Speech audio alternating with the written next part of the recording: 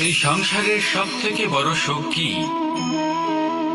কেউ বলবেন নিজের লক্ষ্য প্রাপ্ত করা, কেউ বলবেন ধন উপার্জন করা, কেউ বলবেন নিদ্রাই সব থেকে বড় সুখ, কেউ বলবেন রাজ্য লাভ করা, আবার কেউ বলবেন মাতার হাত থেকে খাবার খাওয়া,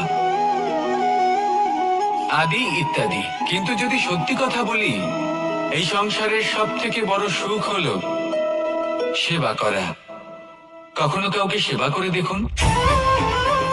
এই সেবা দ্বারা অন্য কোনো মানুষের আশীর্বাদ লাভ করাতেই সুখ রয়েছে।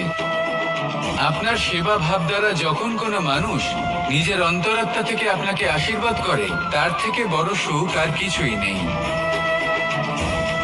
কারণ প্রত্যেক মানুষের মধ্যে ঈশ্বর বাস করেন। নরের সেবাই হলো নারায়ণের সেবা। নিষ্কাম সেবা করাই হলো সব থেকে বড় সুখ। তাই নিজের অন্তরে সেবার এই ভাব জাগ্রত করুন। যে সুখের কথা আমি বলছি, সেই সুখ অনুভব করেই দেখুন।